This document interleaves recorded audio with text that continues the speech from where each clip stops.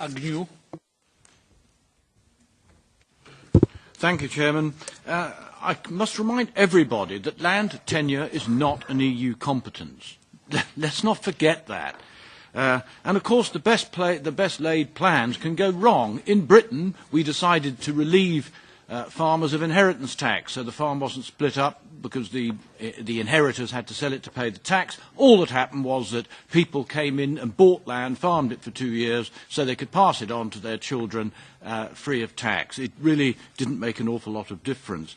As usual, the word climate change comes into this. I cannot understand how we will improve the world's weather by having smaller farms. I don't understand that. We're talking here about it's a social problem. If you're worried about large farms, you can always cap the aid. There's no problem with that. The precedent has already been set.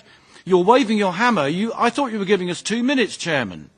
1. Right. I'm going to finish off. My Romanian colleague here was upset and worried about the amount of Western capital coming into Romania and buying up land.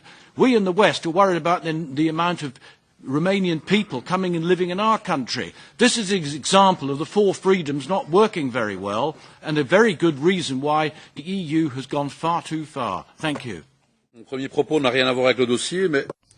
And the first thing I have to say has nothing to do with the file, but if there's a bad noise coming from the English booth, it must have something to do with the disgusting things Mr. Agnew was saying. As if these people are working in agriculture. I saw this in a fruit farm in the West Midlands, but a tomato farm as well. 5 hectares of aquaculture. All foreigners working, no doubt, because they're underpaid relative to the local labour.